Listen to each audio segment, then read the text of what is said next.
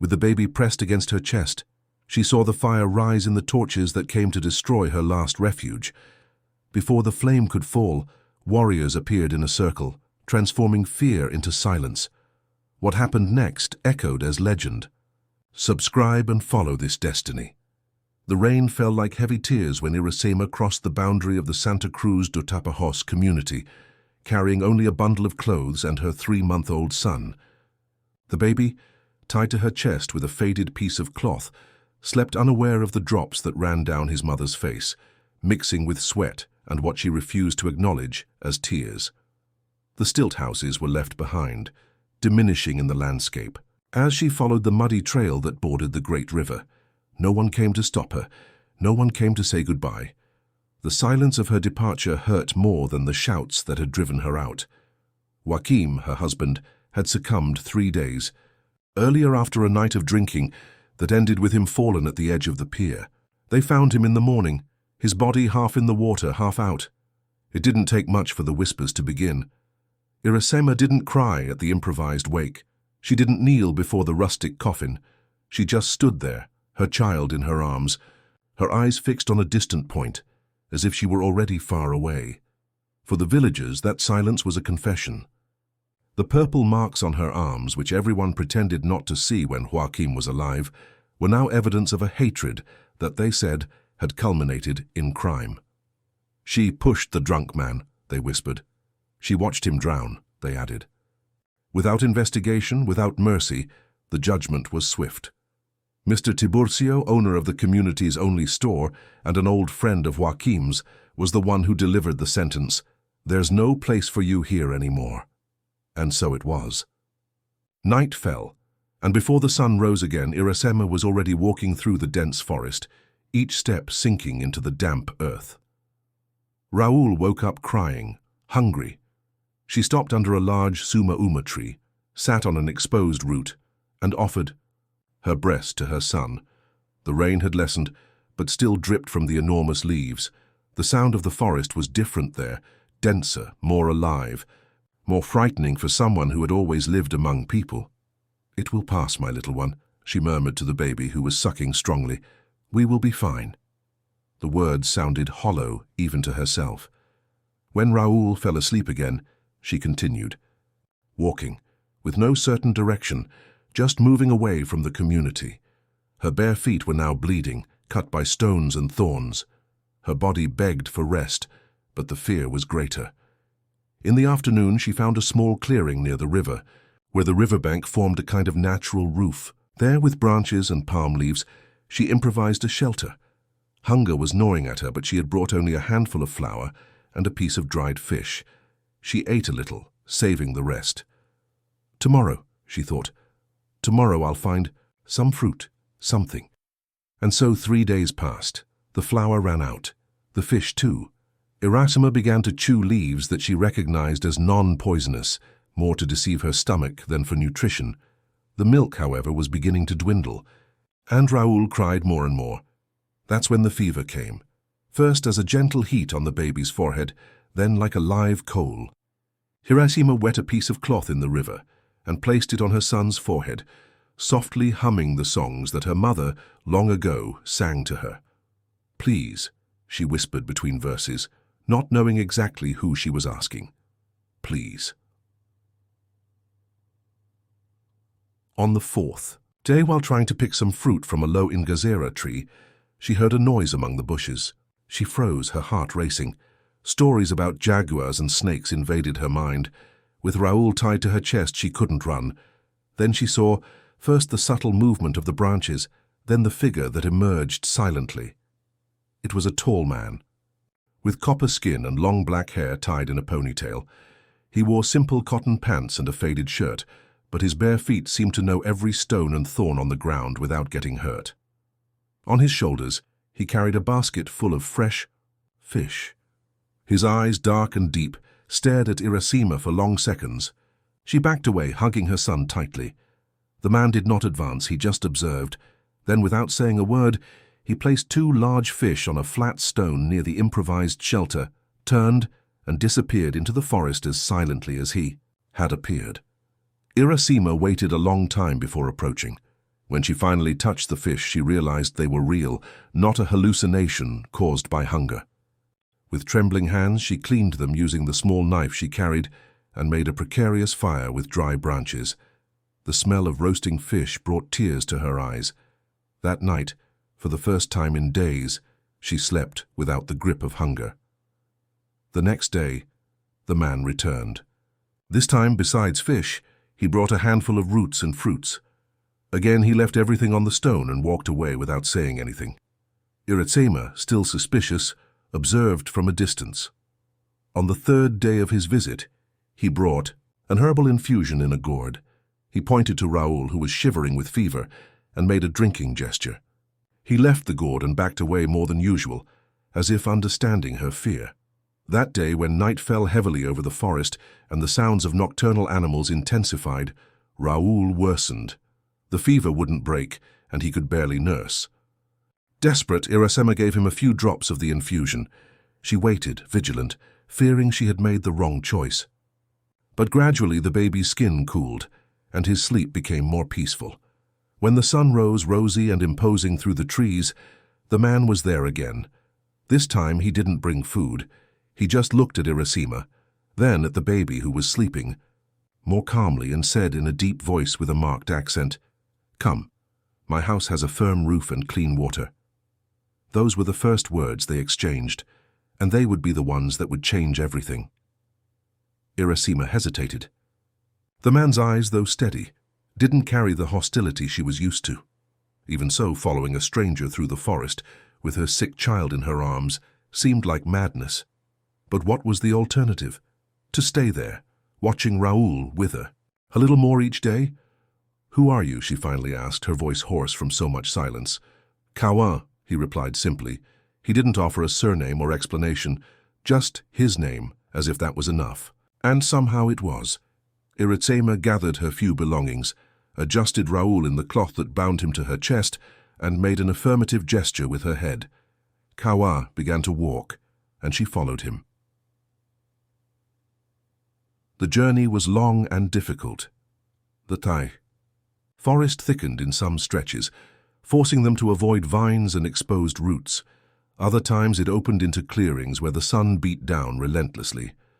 Kawa didn't talk much, just what was necessary to warn about holes in the ground or low branches. They walked for almost 2 hours until they reached a small elevation from where they could see the river snaking majestically. There, partially hidden among leafy trees, was a simple but well-built house.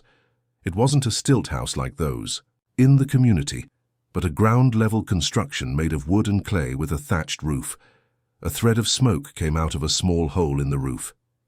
"It's here," he said, stopping so she could observe. Around the house, a small garden showed, organized rows of cassava, corn, and various types of herbs. A wooden fence sheltered some chickens that pecked peacefully. Everything indicated order and constant work. As they approached, Iritsema noticed details that spoke about who Kawa was, the weavings on the walls of the house, geometric designs she had seen in indigenous baskets sold in the Santarem market, the medicinal plants carefully organized near the entrance, the fishing tools aligned under a small porch. "Come in," he said, opening the wooden door. The interior was simple and clean. A jirau served as a bed, covered by a woven straw mat. There was a rustic table with 2 wooden benches, shelves with gourds and clay pots, and an indigenous hammock hanging in a corner. In the center, a clay wood stove spread pleasant heat. "You can stay in the hammock with the little one," said Kawa, indicating the corner. "I'll prepare something to eat." Iritsema obeyed, still suspicious, still alert, but the warmth of the house and the gentle swaying of the hammock soon overcame the fatigue of days of deprivation. She fell asleep. Raoul nestled against her chest. She awoke to the smell of fish cooked with herbs. Kawa had prepared a simple but nutritious meal: fish, cassava flour, and a broth of green herbs that she didn't recognize. They ate in silence. Afterward, he offered more of the infusion to Raoul, who took it with less resistance this time. "Why are you helping me?" Iritsema finally asked, when night had already fallen, and only the light of the fire illuminated the interior of the house. Kawa remained silent for so long that she thought he wouldn't answer. Then, in a low voice, he said, "I was expelled too." He didn't elaborate, and she didn't ask more. She had understood the essential. In the days that followed, they established a silent routine. Kawa would leave early to fish or hunt, return with food, tend to the garden. Iratsema, still weak but regaining her strength, began to help with small tasks, cleaning the fish, preparing food, sweeping the packed earth floor. Raoul improved each day. The fever completely dissipated thanks to the herbs that Kawa knew so well. At night they would sit at the door of the house, observing the stars and listening to the sounds of the forest.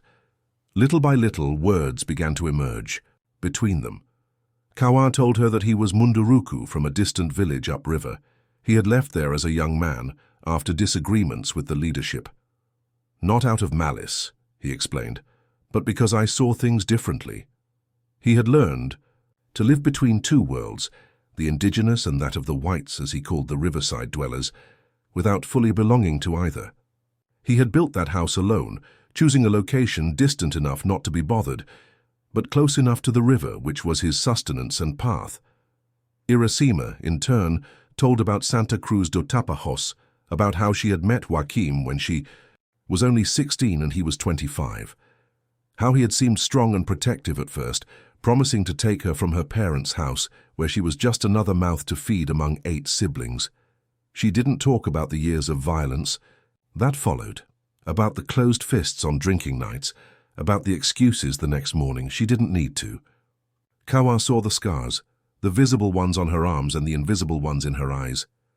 "He fell by himself," she said one night while mending a shirt. "He was drunk, as always. He called my name, cursed when I didn't answer. Then I heard the sound of something heavy falling into the water. I didn't go out to see." She paused for a long time. The needle stopped in mid-air. "I could have shouted for help. I could have run. I didn't do any of that." Kawa continued weaving the basket he had in his hands, his nimble fingers moving between the fibers. "Doing nothing," he finally said, "is sometimes doing a lot." She looked at him, surprised by the absence of judgment in his voice. He continued, "The river takes what should be taken. It brings what should be brought." He pointed to Raoul, who was playing with a rattle made of seeds that Kawa had crafted for him. "It brought you." It was the closest thing to affection they had ever exchanged, and it was enough for Iracema to feel something break inside her, a dam of tears held back for too long. She cried silently, her hands covering her face. Kawa didn't move to touch her, respecting that very intimate moment. He just continued his work, as if understanding that the greatest kindness was to allow her to finally break without fear of being judged for it. When the tears ceased, Iracema felt strangely light, as if something heavy had finally been removed from her shoulders. That night, for the first time, she didn't dream of Joaquim or the accusations from the community. 1 week turned into 2, then into a month. Raoul, strengthened by good nutrition and constant care, began to smile more, to respond to sounds, to be interested in the world around him. His eyes, large and curious, followed Kawa around the house, and he reciprocated with small gestures of affection, a gentle touch on the head, a murmur in the Munduruku language that sounded like a lullaby. Iracema observed this growing connection, with a mixture of gratitude and fear. Gratitude for the kindness of this man who owed nothing to her or her son, fear because at some point she would have to leave. She couldn't abuse that hospitality forever. On a particularly clear morning, while washing clothes at the riverbank, she heard the distant sound of an engine. She froze, her hands paralyzed in the water. It was a speedboat, the type of boat used by the residents of Santa Cruz. The sound was approaching. She dropped the clothes and ran back to the house, her heart pounding in panic. Kawa was already at the door, alert, an old shotgun in his hands. "Get inside," he said. "Take the boy and stay inside." She obeyed, grabbing Raoul, who was sleeping, in the hammock and crouching in a dark corner of the house. Through the crack in the window, she saw the boat dock at the riverbank, just below the elevation where the house stood. 3 men disembarked from it, Mr. Tiburcio, the store owner, Zé Pequeno, a fisherman known for his sharp tongue, and Chico, Joaquim's older brother. They climbed the trail slowly, looking around as if hunting. And she knew exactly what, or who, they were hunting. "They've come for me," she whispered to herself, a tremor running through her body. "They've come to take me back." What she didn't know was that, less than 2 kilometers away, another vessel was silently approaching, a traditional Munduruku canoe without an engine, just with skillful paddles that barely disturbed the surface of the water. Kawa remained motionless at the door of the house, the shotgun pointed at the ground, more as a warning than a threat. The 3 men stopped a few meters away, Mr. Tiburcio slightly ahead, his face red from the effort of the climb and something else, anger, indignation perhaps. "We know you're in there, Irachima," he shouted, his eyes scanning the facade of the house. "We've come for you and the boy. This has gone far enough." Inside the house, Irachima trembled, Raoul now awake and whimpering in her arms. She tried to calm him, whispering sweet words, while her own heart seemed to want to jump out of her throat. "There's no one here but me," replied Kawa, his voice firm, showing no fear. "This is my house. You're invading my land." Chico took a step forward, his hands closed into fists. He was the image of his brother, the same small, hard eyes, the same threatening posture. "We know you're hiding my brother's murderer, Indian. The fishermen saw you together by the river." Kawa didn't move, but his eyes narrowed slightly. "There are no murderers here, just a man who wants to be left in peace." "Peace?" Zepekeno spat the words. "What peace can there be when a woman kills her husband and runs off with a savage? The entire community is talking. It's a disgrace." Tiburcio, realizing that the aggressive approach wasn't working, raised his hands in a conciliatory gesture. "Look, we don't want trouble. We just want to take the woman and child back. Their place is with us in the community. The boy is the son of one of our own." Kawa remained silent for a few moments, as if pondering the words. Then, with calculated calmness, he replied, "If you care so much about the welfare of the woman and child, why did you let her leave alone through the forest without food, without shelter? Why didn't any of you go after her to help when she and the baby were dying of hunger and disease by the riverbank?" The impact of the words was visible on the faces of the 3 men. Chico looked away, suddenly interested in his own boots. Zepekeno shifted uncomfortably.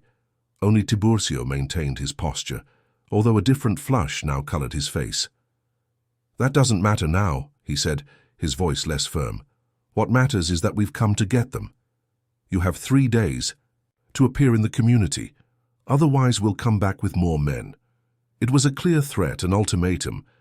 Kawa nodded slightly, like someone who recognizes the terms of a negotiation, without necessarily agreeing with them.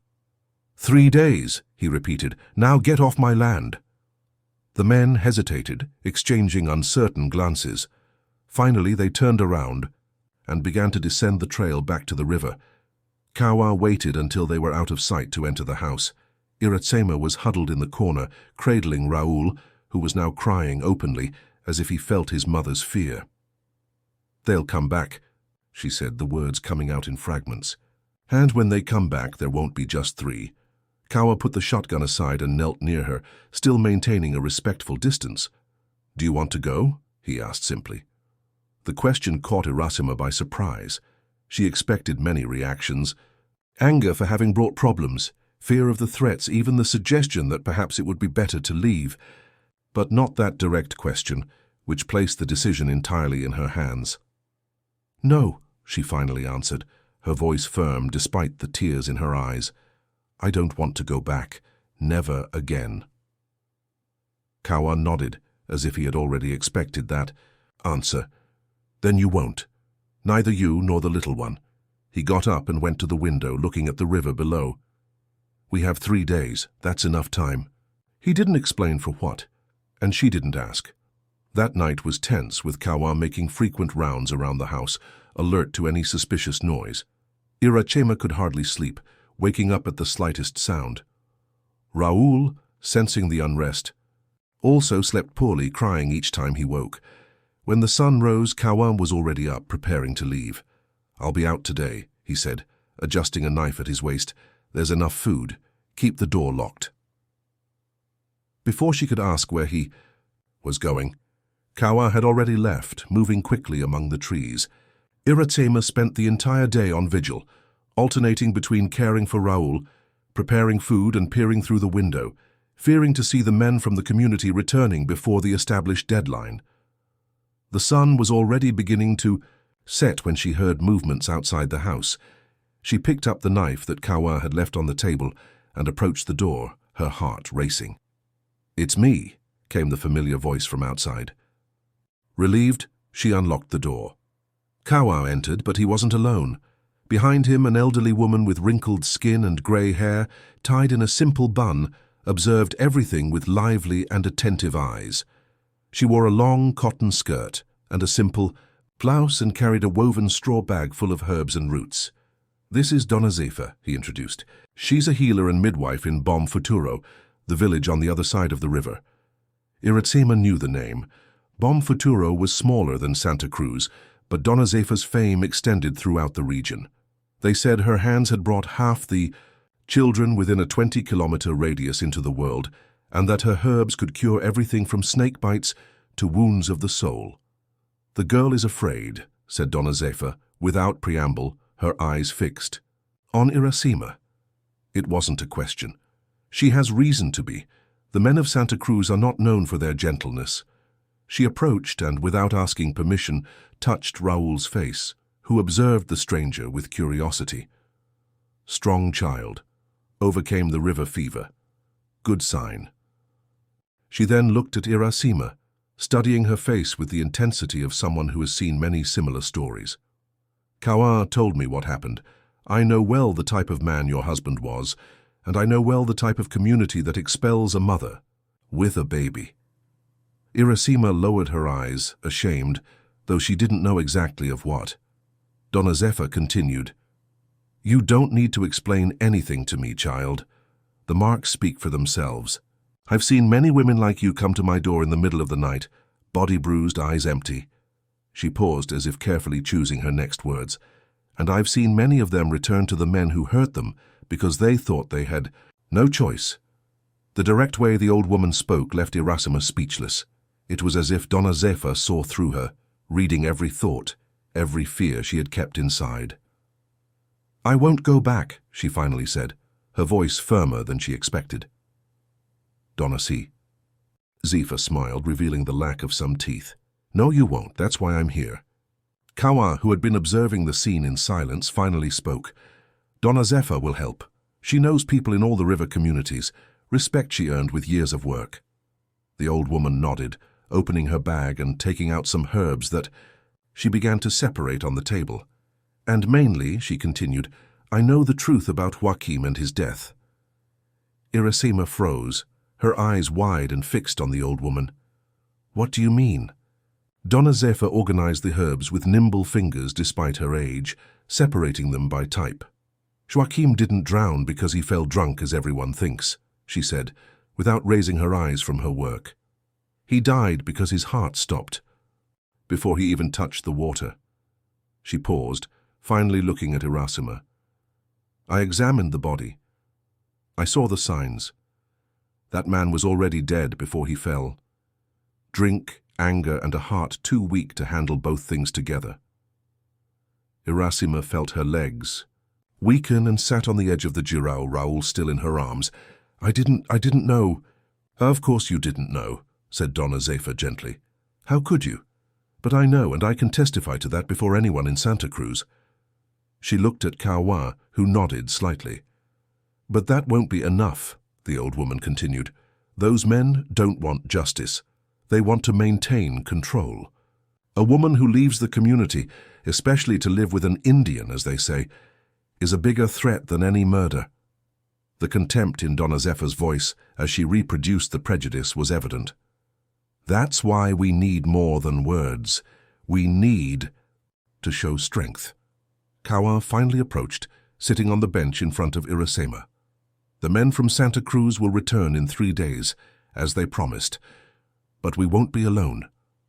Before he could explain what he meant, a sound of hooves was heard outside. Donna Zefa smiled. "Seems like Benedito has arrived." Kawa went to the door and opened it. A middle-aged black man, mounted on a bay horse, was smiling broadly. He had the strong body of someone who works in the fields, and skin marked by the sun. Behind him, 2 young men, clearly his sons by the resemblance, also mounted. "Good evening, compadre," he greeted with a powerful voice. "I brought the boys, as—" "Agreed. The rest of the people arrive tomorrow." Irasima looked at Kawan confused. He returned the look with an expression that mixed determination and something she had never seen before in his eyes. Hope. "When I was expelled from the village," he said softly, just for her to hear, "I didn't stay alone for long. I learned that there are many forms of family, many forms of belonging." He looked at Donna Zephyr, at Benedito and his sons outside. "And I learned that sometimes it's necessary to form a circle to protect what matters." At that moment, as if responding to Kawan's words, Raoul let out a laugh, the first real one since they had arrived at that house. The sound, so pure and unexpected, echoed through the wooden walls like a promise. The 2 days that followed were of intense activity. People arrived constantly: Quilombola families from Benedito's community, fishermen from Bom Futuro, women who had been helped by Donna Zephyr over the years, Munduruku indigenous people who, despite past disagreements, responded to Kawan's call. They set up camp around the house, their voices mixing in a babel of accents and stories. Irasima observed everything with a mixture of amazement and gratitude. For each newcomer, Kawan briefly told the situation, without drama, just facts, and to her surprise, that was enough. No one questioned, no one doubted. His word had weight, a respect earned that she was only beginning to understand. On the night before the deadline given by the men from Santa Cruz, a fire was lit in the center of the improvised camp. Around it, more than 50 people gathered. Men, women, children, elderly. They shared food, music, stories. Raoul was passed from lap to lap, receiving affection and blessings in different languages and traditions.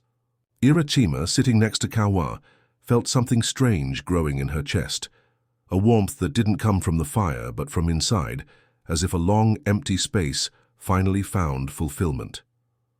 "Why are they doing this?" she asked softly. "Just for him to hear. Why risk confrontation for someone they don't even know?" Kawan remained silent for a moment, his eyes fixed on the dancing flames. Then he answered, "Each has their reasons. Benedito and his people were expelled from their lands by farmers years ago, before rebuilding their lives as quilombolas. The fishermen from Bom Futuro have had problems with the men from Santa Cruz, disputes over fishing areas. The women—" He paused, looking at a group where Donna Zephyr was animatedly talking. "The women know stories like yours. Some have lived versions of them." Irasima followed his gaze, noticing for the first time the disguised scars, the looks that carried understanding too deep to be theoretical. "And the Munduruku?" she asked, observing the indigenous people who maintained a certain distance, but were clearly part of the group. "Why did they come after what happened between you and them?" Kawan allowed himself a small smile. "Because despite our differences, I am still a son of that people, and because they understand what we're doing here better than anyone." He looked directly at her. "We are forming a circle of protection. In my culture, it's the greatest gesture of honor and respect we can offer someone. It means that you and Raoul are under our guard, all together as one body." The words touched Irasima in a way she couldn't explain. Silent tears ran down her face as she observed the people around, strangers until a few days ago, now united, by something greater than any of them individually. The night advanced with songs, stories, and shared food. When finally everyone retired to sleep, Irasima realized that, for the first time in a long time, she didn't feel afraid of the next day. Dawn brought with it a strange calm. The camp organized without fanfare, without inflammatory speeches or dramatic preparations. Each one seemed to know exactly their role. The children were taken to the house under the care of some women. Donna Zephyr positioned herself on the porch, her respectable presence like a banner. The men and women naturally formed a large circle around the house, without visible weapons, just present and dignified bodies. Kawan stayed with Irasima, who held Raoul in her arms. "No matter what happens," he said, "remember, you have a choice. Now you always will." Around noon, the sound of engines broke the silence. It wasn't just one speedboat this time, but 3, loaded with men. Kawan nodded to Benedito, who positioned himself at the front of the path that climbed from the river, along with other strong men. The group from Santa Cruz appeared on the trail, more than 20 men, some carrying shotguns, others with machetes. Mr. Tiburcio led again, followed closely by Chico and Zepequeno. They stopped abruptly upon seeing the gathered crowd, confusion and surprise stamped on their faces. "What the hell is this?" exclaimed Tiburcio, his voice betraying a tremor of uncertainty that he tried to disguise with anger. Benedito stepped forward, imposing in his height and presence. "Good morning," he said simply, as if receiving visitors for coffee. "We've been expecting you." Tiburcio looked around, assessing the situation. Clearly, he didn't expect to find organized resistance, much less such a diverse and numerous group. "This has nothing to do with you," he said, trying to recover his authority. "We've come for Iracema and Joaquim's son. It's a Santa Cruz matter." "Not anymore," Benedito replied calmly. "Now it's a matter for all of us." At that moment, Donna Zefa came forward, descending the steps of the porch with a dignity that her 80 years only increased. The men from Santa Cruz shifted uncomfortably. The old midwife was known and respected throughout the region. "Tiburcio," she called, her voice firm despite her age. "You've known me since you were born. It was I who brought you into the world, remember? And I also brought Joaquim, Chico, and half the men who are there with you." The shopkeeper nodded, visibly embarrassed at having to confront the old woman. "Then, listen well to what I'm going to say. Joaquim died because his heart stopped. Not because Iracema pushed him, not because she let him drown. He died because years of drinking and violence finally took their toll." She paused, letting the words be absorbed. "I examined the body. I saw the signs. I have 50 years of experience, and you know that." Murmurs ran through the group from Santa Cruz. Some men lowered their weapons, looking uncertainly at Tiburcio. Chico stepped forward, his face contorted with anger. "Lies! She killed him. Everyone knows." "What everyone knows," interrupted a strong female voice, "is that Joaquim beat his wife." A middle-aged woman came out of the circle, positioning herself beside Donna Zefa. Iracema recognized her. It was Mariana, wife of the teacher at the small school in Santa Cruz. "I saw her many times, with bruises, trying to hide them with long-sleeved clothes even in the heat. I saw when she lost a baby after a beating. I saw when she appeared at the grocery store with a black eye, and all of you pretended not to notice." She pointed to the men, who now avoided her gaze. "You expelled a woman and an innocent child because it was easier than admitting that you failed to protect them." A heavy silence fell over the group. Tiburcio, realizing that he was losing control of the situation, tried one last card. "That doesn't change anything. The boy is the son of a man from Santa Cruz. He belongs to our community." "The boy," said Kawa, speaking for the first time, his voice calm but penetrating, "belongs to his mother, and his mother has chosen to stay here." He stepped forward, positioning himself beside Iracema. "Not with the solitary indigenous man as you think, but with all of us." He made a gesture encompassing the circle of people. "This is our way of protecting those who need it. Without violence, just presence." Tiburcio looked around again, assessing the situation. The men who accompanied him seemed increasingly uncomfortable, some already putting away their weapons, others whispering among themselves. The initial determination clearly waned in the face of the unexpected. It was then that Iracema, who until then had observed everything in silence, stepped forward, Raoul firm in her arms. "I never wanted Joaquim's death," she said, her voice stronger than it had ever been in Santa Cruz. "I lived years of fear, of pain, of shame. When he died, I didn't feel relief, just emptiness. And when you expelled me, I didn't protest because, deep down, I also wanted to leave." She looked at each familiar face from the old community, holding the gaze without lowering her eyes.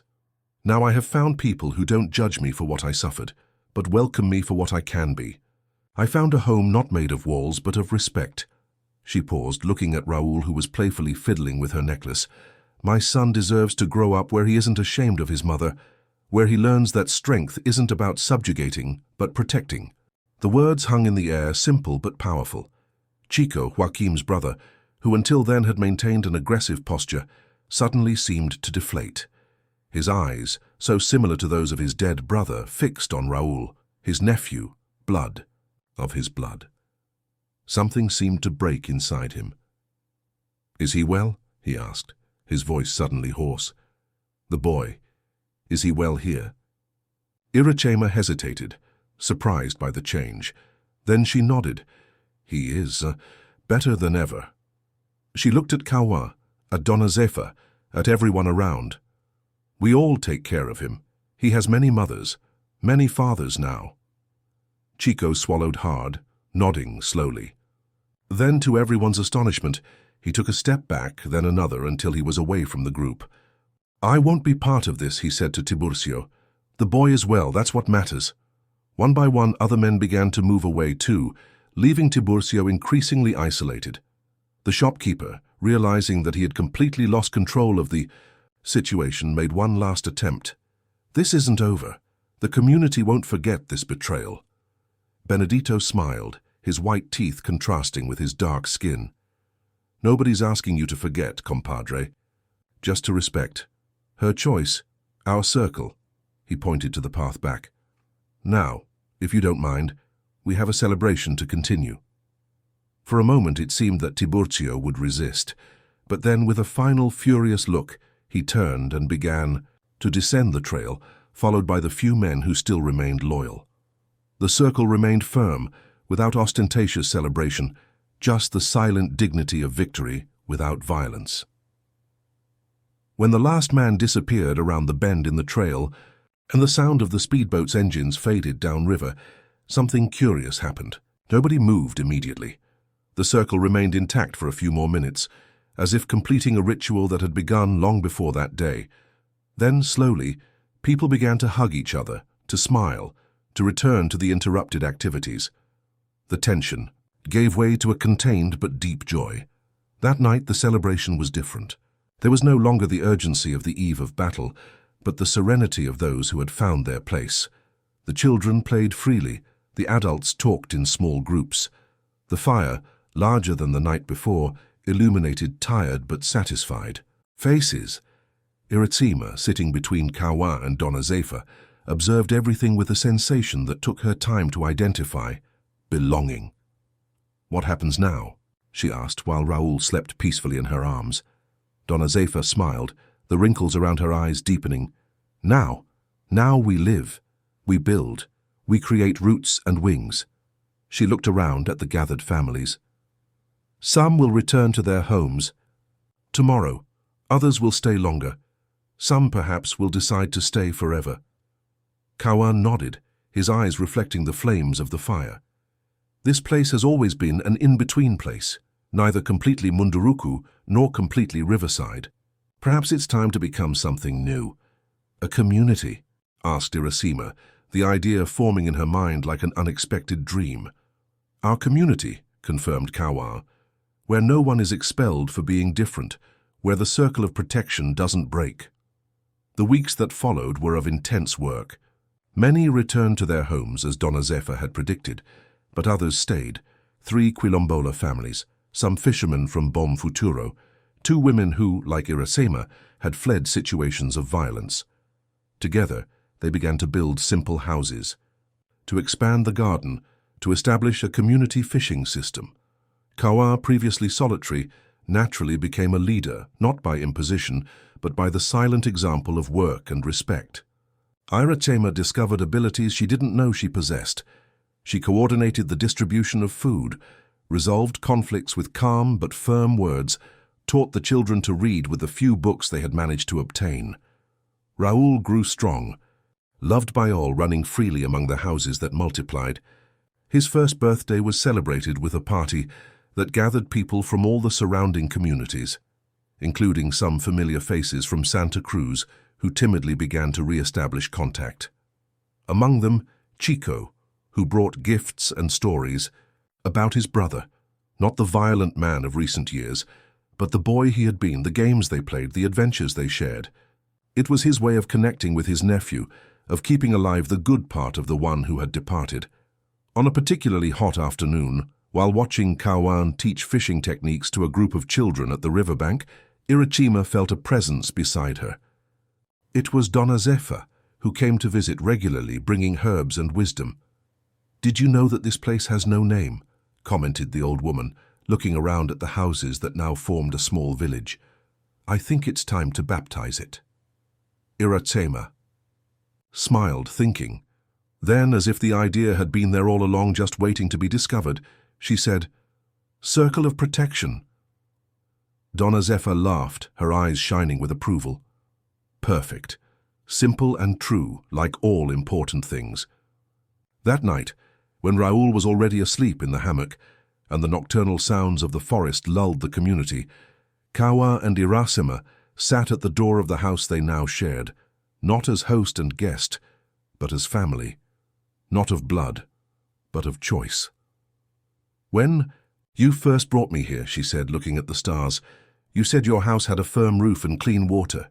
Kawa nodded, remembering that day that now seemed so distant. "I never imagined," continued Irachima, "that I would find much more than that. I would find a whole circle." Kawa smiled, his fingers intertwining with hers in a gesture that had become natural over time. He didn't need to respond with words. The silence between them, once filled with hesitation and distance, was now comfortable, intimate, complete. Outside, the Tapajos River continued its eternal course, indifferent to the small and large human transformations on its banks. But for those who knew how to listen, it seemed to whisper an ancient truth, that the strongest of currents is not the one that drags, but the one that embraces, not the one that separates, but the one that unites distant shores, and that circles, once formed with true intention, never really break. If you were moved by this story of protection, belonging, and renewal, don't forget to subscribe to the channel for more narratives that touch the heart and make us reflect on the circles of protection we all need in our lives. Leave your like and share in the comments which moment of Irachima's journey touched your soul the most. After all, as our characters discovered, the most powerful stories are those we build together. Tentar novamente. Claude pode cometer erros.